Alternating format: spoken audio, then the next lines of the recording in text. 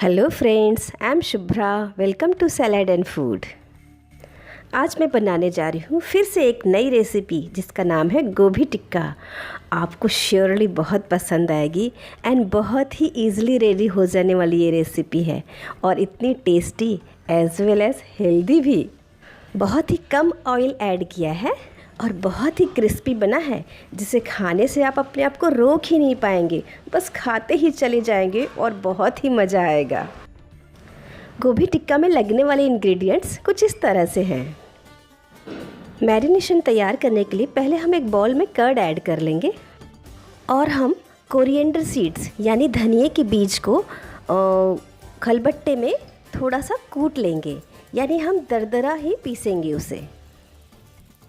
इस धनिए के बीज का स्वाद बहुत ही ज़बरदस्त आता है। यदि आपने इसे ऐड नहीं किया तो गोभी टिक्के का कोई मज़ा नहीं आएगा, इसलिए धनिए के बीज को ऐड करना मस्ट है।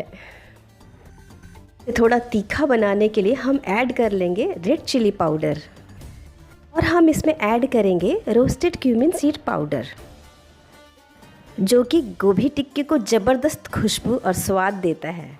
और हम इसमें ऐड करेंगे ग्राम फ्लावर यानी कि बेसन की क्वांटिटी थोड़ी ही रखेंगे, अप्रॉक्सीमेट 2 TBS। और इसमें ऐड कर लेंगे क्रश्ड ब्लैक पेपर। इसकी भी क्वांटिटी आप अपने अनुसार एडजस्ट कर सकते हैं। यदि आपको बहुत हॉट टेस्ट चाहिए तो आप ज़्यादा ऐड कर सकते हैं। अब हम इसमें ऐड कर लेंगे सॉल्ट टू टेस्ट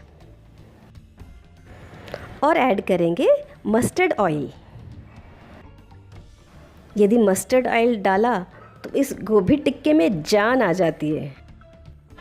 और ऐड कर लेंगे चॉप्ड कोरिएंडर लीव्स। और अब इस सारे मिक्सचर को हम अच्छे तरह से मिक्स कर लेंगे, स्टर कर लेंगे, ताकि एक अच्छा सा स्मूथ पेस्ट तैयार हो जाए। गोभी टिक्का यदि बहुत स्पाइसी बनाना चाहते हैं तो पहले से ही मिक्सचर में हम मिर्च की मात्रा कम ज़्यादा कर सकते हैं। गोभी टिक्का थोड़ा स्पाइसी ही होता है तो अच्छा लगता है। अब देखिए मिक्सचर का कलर भी बहुत ही बढ़िया आ गया है। अब देखिए मैरिनेट तैयार हो चुका है, तो हम इसमें ऐड कर लेंगे चॉप्ड कॉलीफ्लावर। गोभी के फूल को मीडियम साइज़ में ही कट करना है। इसे ऐड करके हम बहुत ही हल्के हाथों से मिक्स कर लेंगे। सारा मिक्सचर बहुत अच्छे से उस पर कोट हो जाना चाहिए और बहुत ही रफली मिक्स नहीं करना है, बहुत ही हल्के हाथों से मिक्स करना है। कुछ इस तरह से रेडी हो जाए तो हम इसे वुडन स्टिक में ऐसे अरेंज कर लेंगे।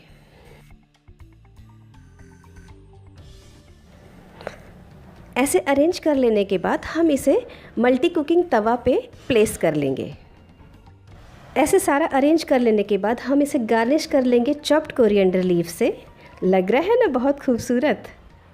माइक्रोवेव में चारकोल कुक करने के लिए मल्टी कुकिंग तवा ही ऑप्शन है। अब हम इसे कुक कर लेंगे माइक्रोवेव में।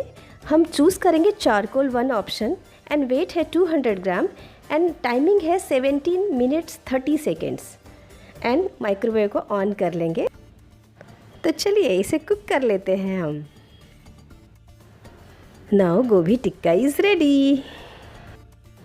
वाव, कितना क्रिस्पी और यम्मी लग रहा है ना?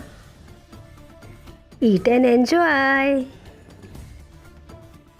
अगर आपको मेरी ये रेसिपी पसंद आती है तो मेरे चैनल सैलेड एंड फूड को सब्सक्राइब करें, लाइक, शेयर एंड कमेंट करें।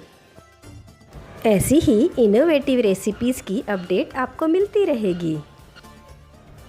टिप्स ये है कि यदि हमें गोभी टिक्का बहुत ही क्रिस्पी बनाना है तो मैरिनेट करने के बाद इमीडिएटली हमें उसे चारकोल कुक करना है। मैरिनेट करने के बाद रेस्ट पे नहीं रखना है। और एक बात, यदि आपके पास माइक्रोवेव वाला ऑप्शन नहीं है तो आप कोयले की सिगड़ी यानी कोयले की अंगीठी पे भी इसे कुक कर सकते हैं।